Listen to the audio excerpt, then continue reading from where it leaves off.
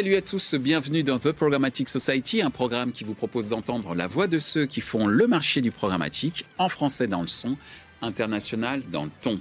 Une émission soutenue par Gold Circle, avec pour partenaire média 100% Média. Ce contenu est accessible également en podcast sur les principales plateformes d'écoute. Cette semaine, notre thème est le suivant, le Retail Data au service de la performance média. Dans le paysage dynamique du marketing digital, les données sont la clé de voûte de la réussite des campagnes. Les annonceurs cherchent constamment de nouvelles façons de maximiser leur performance média et d'atteindre leurs objectifs commerciaux. C'est là que le Retail Data entre en jeu.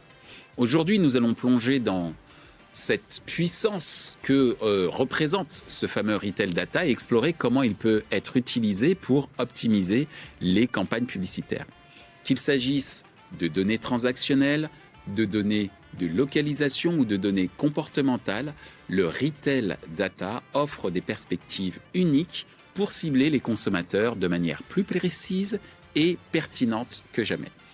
Nous demanderons à nos invités quels sont les enjeux business et marketing autour du Retail Data, de nous décrire des exemples concrets de campagnes réussies basées sur le concept de Retail Data et comment ils voient évoluer dans les années à venir le Retail Data au service de la performance média. Nos participants cette semaine, Julien Mas de Gold Circle et Paul Leperchet de Publicis Media. Bonjour Julien. Bonjour Michel.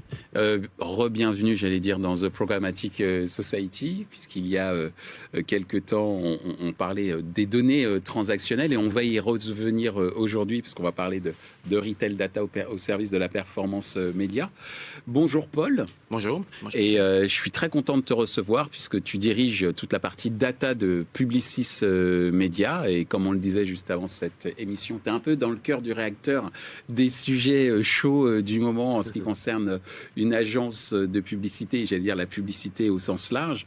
Alors comme je le disais, on va parler de Retail Data et pour commencer, Paul, justement, je voudrais que tu puisses, de ton point de vue, nous définir le concept de Retail Data et quel est l'impact sur la performance média. Alors, le sujet Retail Data, ou plus largement Retail Média, c'est un sujet de forte actualité actuellement, notamment pour le groupe Publicis qui a fait une annonce majeure pas plus tard qu'hier à Vivatech, avec donc l'annonce du lancement de l'entreprise Unlimitail, donc l'association des données de Carrefour et d'un certain nombre d'enseignes de la grande distribution et de la distribution spécialisée.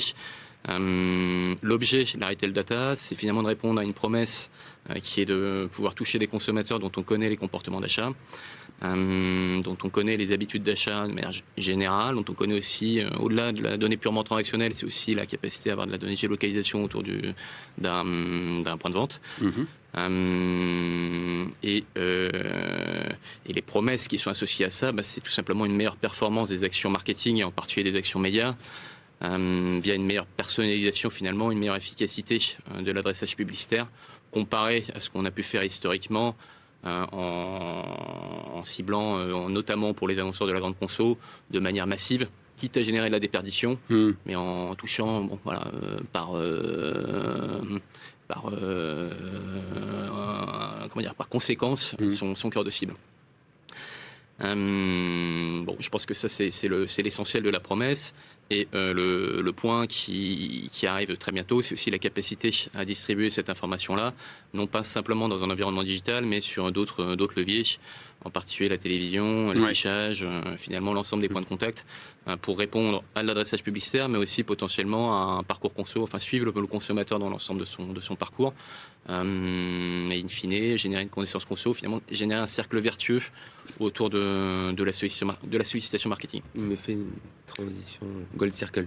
Exactement, d'où le nom Gold Circle. Ok, je comprends le nom du concept. Merci Paul, qui ne fait pas partie de la maison Gold Circle, mais au moins de nous avoir expliqué le concept, en tout cas du Retail Data. Ce que j'ai compris, c'est effectivement des informations beaucoup plus précises. On a parlé de la géolocalisation notamment, d'une meilleure personnalisation au service d'une meilleure performance média, et ce, quels que soient les points de contact, plus uniquement seulement au niveau digital, mais quels que soient les canaux de diffusion. De ton côté, Julien, le concept de retail data et l'impact sur la performance média, qu'est-ce que ça veut dire pour toi? Je vais compléter le propos de Paul. Faut déjà préciser les concepts derrière les mots. Donc retail média, aujourd'hui, c'est de l'inventaire publicitaire qui est en fait dans l'environnement retail, que ce soit du site e-commerce ou du magasin. La retail data, elle permet aux campagnes qui sont faites sur ces inventaires de retail média d'être ciblées et d'être adressées aux bons consommateurs au bon moment. Tout l'enjeu de la performance média, c'est d'arriver à récupérer cette data retail pour la sortir de l'environnement du retailer et de l'exploiter dans des environnements médias plus traditionnels. Il y a déjà des tas d'initiatives dans ce sens, mais nous, c'est chez Gold Circle le leitmotiv au quotidien de capter cette data retail via des techniques de portabilité de la donnée, qu'on a déjà évoqué dans cette émission, à travers le concept de zéro party data et d'apporter au consommateur une récompense à l'exploitation de sa donnée qu'il partage de manière proactive et avec consentement. Et donc, du coup, d'avoir cette donnée-là qui sort de l'environnement retailer et qui peut être exploitée en environnement média traditionnel et créer de la performance, surtout avec un avènement maintenant programmé de la fin des cookies tiers, qui fait que les capacités de ciblage vont être amoindries sur ce volet-là. Elles ont déjà bien été amputées et donc c'est à notre sens une belle perspective de qualification de l'audience que de se baser sur la donnée transactionnelle retailer. Mais pas que, mais en tout cas, elle est très importante. Merci Julien. Alors tu nous as déjà exposé un certain nombre d'enjeux business et marketing. De ton point de vue, et j'en arrive à ma deuxième question, Paul, quels seraient les enjeux business et marketing autour du retail data, notamment pour une agence comme Publicis Media? Alors l'intérêt et l'enjeu, c'est finalement de rentrer dans des pratiques qui sont historiquement associés à l'e-commerce sur des acteurs de la grande conso en particulier, qui sont par définition intermédiaires, donc qui n'ont pas la lecture de la transaction, qui sont finalement pas en contact direct avec leurs consommateurs en dehors de leur programme CRM, qu'ils entretiennent pour certains depuis déjà un certain nombre d'années. On n'est pas non plus sur un sujet d'innovation absolue. Donc le premier enjeu, c'est finalement ça, c'est d'apporter cette rapidité d'information, cette qualité d'information pour optimiser la performance. Et autour de ça se soulèvent finalement un certain nombre de questions pour y arriver. La première, à mon sens, elle est liée à la capacité à collecter la donnée. En retail, on a finalement une multitude de points de contact. Déjà, le magasin physique, évidemment. D'autre part, la base encartée. Et de plus en plus, depuis, avec une forte accélération depuis le Covid, les comportements online, e-commerce, in-app. Donc ça, c'est déjà une difficulté potentiellement de pouvoir associer ces différentes informations-là, qui sont généralement transactionnelles, mais pas que, autour finalement d'un individu, et de pouvoir les agréger sur des bases de données à fort volume et qui seraient accessibles pour des usages médias ou marketing au sens large de manière beaucoup plus agile. Le deuxième sujet, justement, c'est l'interopérabilité. Ça, c'est un sujet majeur, tu l'as évoqué. Aujourd'hui, la donnée, de manière générale, pas que la donnée retail, elle transite avec un véhicule qui est le cookie. On connaît tous ces contraintes, ces contraintes qui ne vont que grandissantes sur sa nature et son espérance de vie. Donc il y a un vrai sujet aujourd'hui de reconnaître une donnée, qu'elle soit retail ou pas, mais en particulier sur la donnée retail, sur les attributs retail. Et de pouvoir le faire transiter vers les plateformes d'achat, donc sur le côté sell-side, puis côté buy-side, le reconnaître in fine sur l'inventaire média. Ça, c'est un challenge majeur, qui était un challenge de marché. Aujourd'hui, il y a un certain nombre d'acteurs qui se positionnent là-dessus, mais se pose la question après ça du reach. Troisième sujet, c'est la capacité à mesurer. Donc ça, c'est une promesse qui fait écho au premier point que j'évoquais. C'est finalement capacité à mesurer des actions marketing sur la transformation. Et non pas simplement que sur la transformation, c'est aussi potentiellement pour une agence média mesurer des impacts plus larges, par exemple l'effet promotionnel. Ça, c'est super intéressant pour une agence parce que derrière, on va être plus fin finalement sur notre capacité à média planning, à adresser nos consos. C'est la capacité d'être aussi plus fin dans le média planning pur, au sens répétition, finesse du ciblage, limiter la déperdition, et mesurer in fine le lift qui a généré un ciblage retail versus un ciblage un peu plus standard, et potentiellement de challenger les GAFA. Et dernier point, le sujet, c'est le dernier sujet qui est un sujet majeur, c'est finalement aussi de définir le juste prix de cette donnée, qui est un sujet important. Surtout qu'historiquement, c'est de la donnée qui appartient aux enseignes, qu'elles utilisaient pour leurs propres usages, voire qu'elles mettaient à disposition des annonceurs dans le cadre de deals trade, qui n'étaient pas forcément valorisés ou monétisés de la même façon dont aujourd'hui certains grands patrons d'enseignes peuvent envisager des grands gains de PNL. Et aujourd'hui, on sent qu'il y a un vrai besoin d'ajustement sur le prix de cette donnée qui est très précieuse, mais qui est encore certainement en perception un peu chère. Il faut trouver un peu ce juste équilibre. Merci Paul. Alors avant de te laisser la parole juste sur les enjeux business marketing autour du retail data de ton point de vue, moi ce que je retiens ce sont 4 points. Le fait d'être en capacité à collecter de la donnée et peut-être aussi à capacité d'avoir du volume d'ailleurs. L'interopérabilité, notamment au niveau des technologies exploitées et des différents canaux vers lesquels ces données vont être également redistribuées pour bien cibler une campagne, par exemple. La mesure, puisque je viens de parler d'une campagne, et enfin ajuster le prix, avoir le juste prix pour qu'il y ait un meilleur retour sur investissement en ce qui concerne les campagnes. C'est bon ? C'est bon. Ok. Alors, Paul, Julien, après Paul qui nous a expliqué les enjeux business, qui est assez proche de la notion des fameux 5V au niveau de la data, c'est-à-dire volume, valeur, entre autres. Je ne vais pas faire le prof là, mais en tous les cas, c'est assez proche de cette notion des 5V. De ton point de vue, Julien, du point de vue de Gold Circle, c'est quoi les enjeux business et marketing autour du retail data ?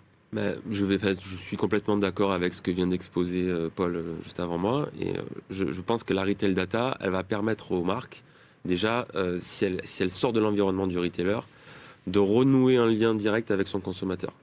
Cette désintermédiation qu'ont connu les industriels pendant les 40 dernières années, avec ces concepts de retail data et notamment de portabilité de la retail data, la marque va pouvoir renouer directement avec son consommateur à partir du moment où on répond aux problématiques évoquées tout à l'heure, Paul, de reach et de volume. Donc, si on accède à cette donnée retailer et cross-retailer et cross-canal, et j'allais dire cross-canal et cross-retailer, et qu'on arrive à la consolider pour un marketeur, c'est le Graal, parce qu'on peut redéfinir un persona et pour adresser le bon message au bon moment, mesurer, parce que la mesure est un élément hyper important. Nous, on a mis en place un certain nombre de pratiques d'outillage pour avoir un retour sur le taux de nourriture d'une campagne média dans les magasins. Donc, ah oui, d'accord. Ah oui, non, on a des outils qui nous permettent de faire ça et d'avoir de la data vise en quasi temps réel sur l'impact d'une campagne média dans le taux de nourriture d'une marque versus ses concurrents sur un magasin ou 2 magasins ou 3 magasins et sur des segments qu'on peut pas personnaliser à la volée. Donc il y a un vrai enjeu de mesurer l'efficacité. Ça permet de derrière pouvoir faire des arbitrages sur les investissements qui sont faits sur tel ou tel segment ou tel média. Donc c'est fondamental. Et enfin, il y a un dernier point moi que je note avec la retail data et le fait qu'elle soit entre guillemets libéralisée parce que c'est quelque part des concepts juridiques de GDPR qui permettent de libérer cette data selon nous et donc du coup de pouvoir l'exploiter différemment, d'envisager des nouveaux usages. Ça va permettre aussi de créer des parcours utilisateurs et des parcours de consommation qui vont être plus sans couture. Depuis le haut de funnel média branding, ou en mid funnel où on va commencer à pousser de la promotion et engager le consommateur avec la marque jusqu'à la fin, au moment de burner en fait un avantage promotionnel, ça va devenir simple, sans complexité, parce que le processus, c'est imprimer un coupon ou flasher un ticket de caisse. Ça va être beaucoup plus simple et pour le consommateur, ça va permettre d'avoir beaucoup plus de cibles qui rentreront dans le processus promotionnel. Donc voilà. Une facilité d'accès, j'allais dire, du retail data, à la fois pour l'annonceur, pour mieux cibler ses campagnes. Avec son agence. Et également pour le consommateur au final, avec un certain nombre de nouvelles fonctionnalités, de nouvelles applications. comme Gold Circle, il faut le dire, entre autres, pour justement faciliter l'expérience de récupération de son fameux reward ou award, promotion en passage en caisse, par exemple. Justement, puisque je commence à utiliser des exemples concrets pour dire en fait à quoi ça sert effectivement cette retail data, que ce soit pour la marque, l'agence ou le consommateur. Est-ce que, Paul, tu as des exemples concrets de campagnes réussies basées sur le concept de retail data ? Alors, oui, et depuis déjà, nous, on construit notre courbe d'expérience depuis déjà finalement de nombreuses années sur ces sujets, de manière beaucoup plus fine désormais, parce qu'on est en capacité de mesurer les choses sur des volumes plus conséquents et sur des temporalités beaucoup plus courtes. Globalement, on va dire que les choses se font sur différents niveaux. Le premier, c'est lié à l'optimisation de la performance média. Je l'évoquais précédemment, c'est la capacité à mesurer un niveau de reach, de couverture sur cible efficace finalement, de façon à limiter la déperdition versus des ciblages plus traditionnels, généralement des ciblages sociodémographiques ou à sur centre d'intérêt qui sont beaucoup moins fins que ceux issus de la donnée transactionnelle. D'accord. Associé à ça, c'est aussi le niveau de répétition finalement optimal avant de déclencher une conversion. Et là, on peut le faire parce que justement, on est en capacité au travers d'un identifiant d'associer une donnée advertising d'exposition avec une donnée de conversion réelle sur une sortie de caisse. Donc on va pouvoir se dire ok, j'ai intérêt à solliciter ce conso-là à tel niveau, à tel moment, sur tel levier. Donc il y a un vrai premier sujet d'optimisation média qui est un levier très fort d'efficience finalement, d'optimisation de budget marketing. Deuxième sujet, c'est sur la capacité à mesurer du lift en sortie de caisse. Donc ça, on le fait à la fois sur des environnements spécifiques, sur par exemple des annonceurs endémiques sur Amazon, parce qu'au travers d'Amazon, on a la capacité à faire ce lien justement entre l'ad et la transaction. Donc on fait de la mesure de lift entre des ciblages spécifiques, des formats spécifiques, des créas spécifiques. Et on le fait aussi sur la donnée retail au sens dur du terme, avec ce que mettent à dispo aujourd'hui les enseignes, ce qu'on travaille aussi au travers de la nouvelle offre Publicis, pour mesurer finalement de l'incrément entre ces différents ciblages. Et là, c'est intéressant parce qu'on découvre de nouvelles contraintes qui nous poussent en fait pour pouvoir bien mesurer, il faut qu'on ait du volume. Ouais. Si on veut avoir du volume, finalement, il va falloir qu'on cible un peu plus large. Bien sûr. Donc au final, on va peut-être devoir déprécier un peu notre ciblage pour être en capacité de mesurer un lift. Donc ça, il faut aussi pouvoir convaincre un annonceur de se lancer dans ce type de démarche. Parce que c'est vraiment une démarche test and learn, littéralement. Et ce qu'on constate sur des annonceurs grande conso, c'est des campagnes qui fonctionnent, d'autres qui ne fonctionnent pas. Donc la donnée retail n'est pas non plus la panacée dans la performance marketing. Heureusement d'ailleurs quelque part. Et c'est un élément du mix. Le sujet, on se rend compte de plus en plus, il est aussi beaucoup sur le haut de funnel. Comment on va alimenter le bas de funnel, finalement, tout ce qui va se passer sur un site e-com, sur une app, sur Amazon, etc., ou en magasin. Il faut amorcer la pompe. Ouais. C'est vraiment un enseignement majeur qu'on a aujourd'hui. Et le deuxième point, c'est pareil, c'est un peu enfoncer une porte ouverte, c'est les attraits marketing originels, c'est-à-dire la force du produit, la force de l'offre et la force de la création. Oui. Ça, en agence média, on n'est pas toujours focalisé sur ces sujets-là. Là, on a la capacité de mesurer un bon ciblage, mais parfois, le bon ciblage ne suffit pas si le message il a été envoyé sur une bannière très simple, 300 par 250 qui est perdu. Voilà. Et évidemment, après ça, les notions de contexte. Et s'ajoute désormais, et ça aussi c'est une valeur intéressante de ce type d'offre, c'est la notion de responsabilité RSE, puisqu'on va générer moins de déperdition, on va générer de la performance, donc de façon assez naturelle, on va moins solliciter l'inventaire média parce qu'on sera plus efficace. Donc de fait, on est plus responsable. Merci Paul. Julien, justement sur des exemples concrets de campagnes réussies basées sur le concept de retail média. Donc il faut bien travailler son produit, son offre et puis la manière dont le produit et l'offre est diffusé auprès des cibles. De ton point de vue, quelles seraient les campagnes que tu pourrais citer en exemple? Là où je vais rejoindre Paul sur son propos, c'est quand on pense que le bas de funnel. Quelque part, on a oublié le plus important pour générer en fait une dynamique vertueuse et même si la donnée retail en bas de funnel, elle permet de mesurer des conversions et de pouvoir toucher le consommateur au moment de l'acte d'achat, notre leitmotiv à nous, c'est de pousser cette donnée plus haut dans le funnel. D'où l'intérêt de créer des networks premium de partenaires médias. D'accord. Et de les nourrir avec de la donnée retail data, ce qu'on peut faire parce que la donnée retail, on l'a via nos consommateurs qui nous la partagent. Ouais. Et donc ça permet à nos partenaires médias premium d'aller créer de la valeur sur le branding, de pouvoir ensuite avoir des endroits spécifiques dans les pages où on va pouvoir entrer en considération. Le consommateur va être plus en considération avec la marque parce qu'il va découvrir les offres promotionnelles, trade du moment, etc. Et in fine, aller convertir chez un retailer X ou Y, celui de son choix. Quelque part, on n'a pas à changer ses habitudes d'achat.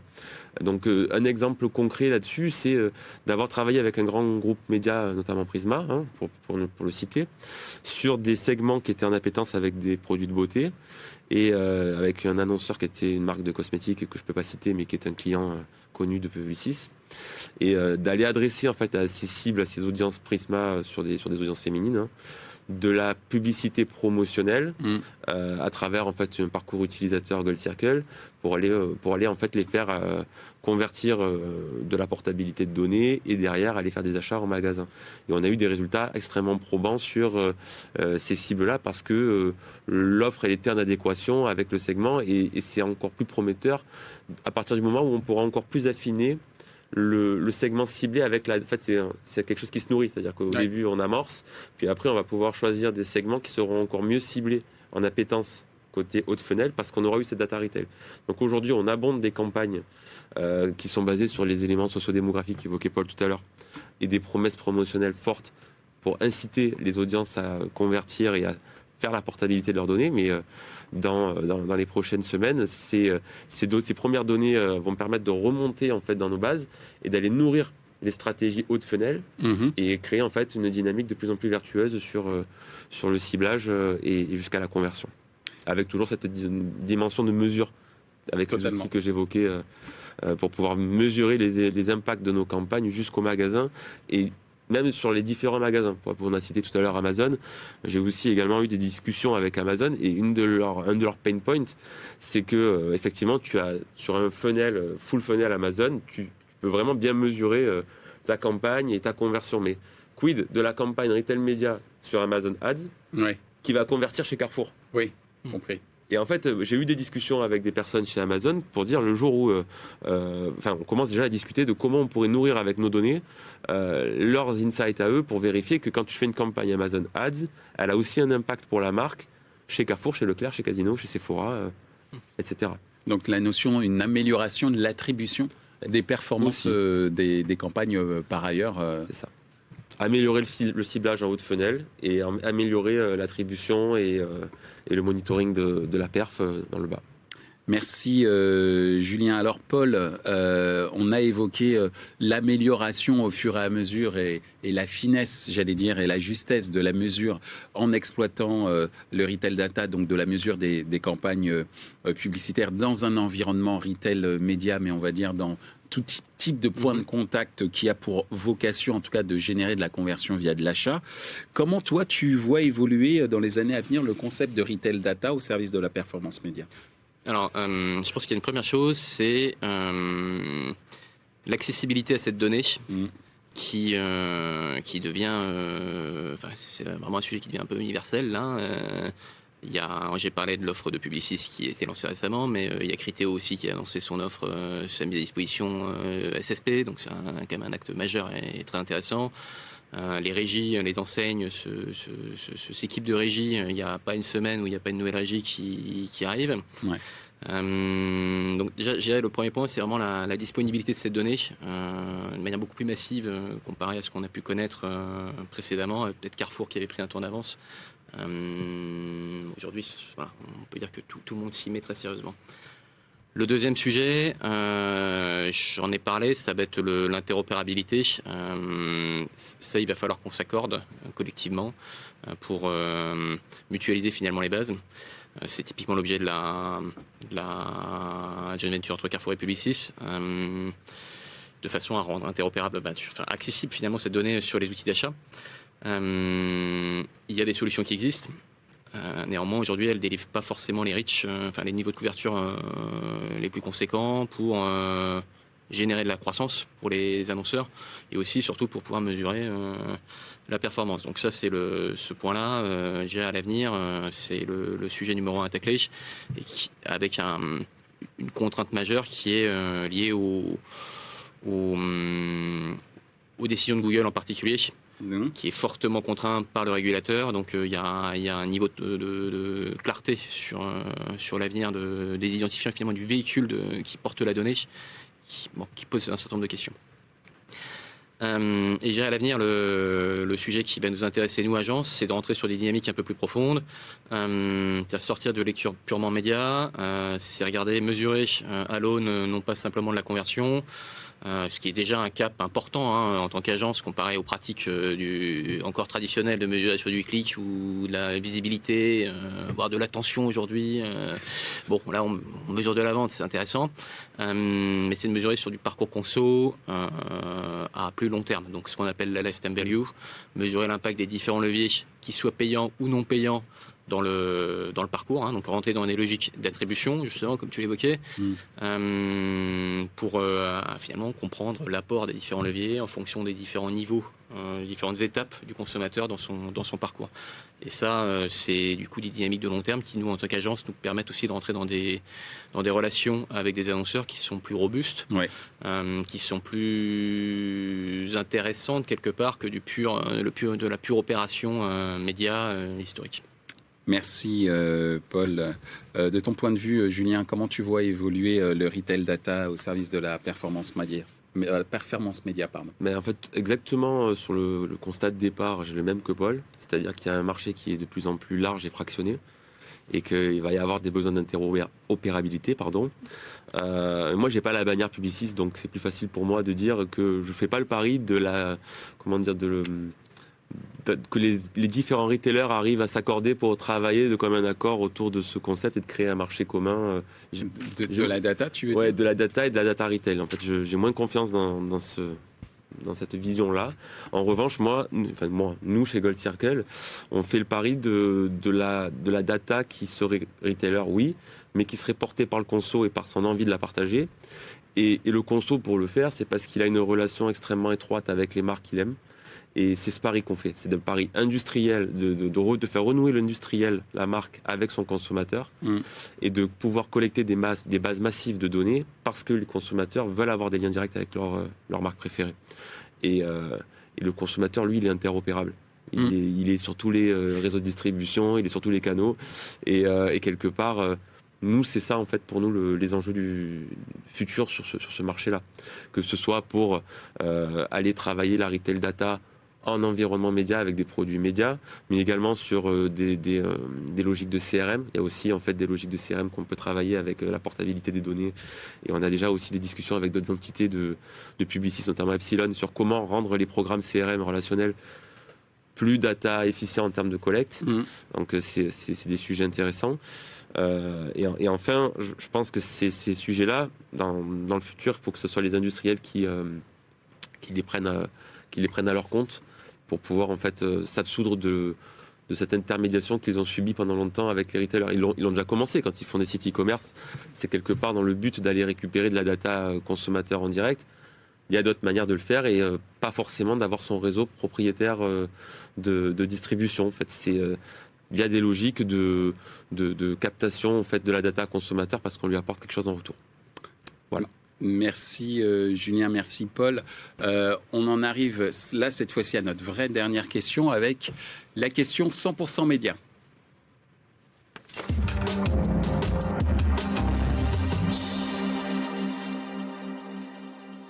Bonjour à tous. Le sujet de la data est un enjeu business bien entendu, mais également de plus en plus un enjeu organisationnel. Comment pensez-vous que l'on peut insuffler cette culture data-driven à toute l'organisation au-delà des simples équipes retail? Merci beaucoup. Merci Jean-Philippe Piot de chez 100% Média. Donc la question est la suivante: comment intégrer, insuffler cette data-driven mindset, je dirais, pour faire du bon français, dans les organisations? Est-ce que tu es prêt pour répondre en 60 secondes, mon cher Paul? J'essaye. Top chrono. Ok. Alors, je pense qu'il faut remettre le sujet déjà sur l'enjeu marketing, en fait. Si on intéresse tout le monde à la question marketing, finalement, c'est quoi l'objet? C'est en quoi on est sollicité? Pourquoi on est sollicité? Est-ce que c'est pour construire la notoriété? Est-ce que c'est pour construire la considération, l'envie, de l'appétence à une marque, à un produit? Ou est-ce que c'est pour regarder des choses un peu plus profondes? On va déjà embarquer les gens collectivement sur un sujet commun. Après ça, il y a un vrai sujet de trouver les compétences, mais je dirais que pour ça, en agence, les agences, on est là pour ça.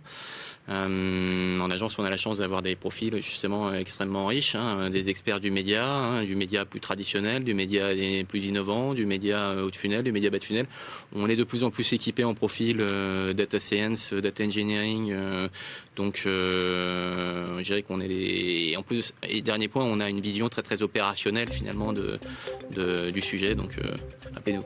Merci Paul. La petite musique qui fait bon, ça y est, c'est bon, j'ai fini. Et tu as tout dit et merci d'avoir été très clair. Merci Paul. Julien, est-ce que tu es prêt pour la question? Oui. Pour répondre surtout. Pour répondre à la question, c'est parti. Top chrono. En fait, je pense que insuffler des logiques data-driven dans des grandes organisations, c'est le leitmotiv de toutes les data tech, toutes les startups. Donc c'est notre quotidien. Nous, on arrive avec des logiques disruptives autour du concept de data, notamment nous, la portabilité de la donnée et ce qu'on peut en tirer. Mais quand on regarde dans les différents interlocuteurs qu'on peut avoir côté annonceur ou même côté agence, il y a quand même une vraie culture digitale en France. De plus en plus, il y a des gens qui sont capables de comprendre de quoi on leur parle et le marché s'est de plus en plus structuré autour de ces logiques. Donc, c'est plus trop maintenant, je pense que la question, c'est plus trop de savoir si on doit insuffler cette logique-là, mais c'est à quelle vitesse les organisations vont se transformer, parce qu'elles ont déjà compris qu'il fallait qu'elles aillent dans ces logiques data-driven pour être performants. Donc, c'est une question de vitesse à laquelle ça s'exécute. Il y a des partenaires pour aller vite. C'est ça l'enjeu. Merci Julien. C'était les 10 dernières secondes, mais tout va bien. Merci Julien. Merci Paul. Merci d'avoir expliqué en quoi le retail data était au service de la performance média, mais également au service de l'expérience des annonceurs lorsqu'ils confient à Publicis Media, par exemple, des budgets pour atteindre des performances, notamment en exploitant des médias, mais également une très bonne expérience pour l'utilisateur, et notamment via des applications comme celle de Gold Circle, à travers des reward, j'allais dire, basé sur leur connaissance, la connaissance de ses clients qui sont fans, ou en tout cas qui sont des grands consommateurs de telle ou telle marque en alimentation ou dans tout autre secteur. Donc merci de nous avoir sensibilisés sur cette notion de retail data. Je vous dis donc à très bientôt. À très bientôt. Ainsi s'achève cette émission sur le retail data au service de la performance média, une émission que j'ai eu le plaisir de vous présenter et accessible en podcast sur les principales plateformes d'écoute. Merci à Gold Circle pour leur soutien. Merci à notre partenaire média 100% Média. Merci également à l'ensemble des équipes d'Altis Média pour la réalisation de ce programme.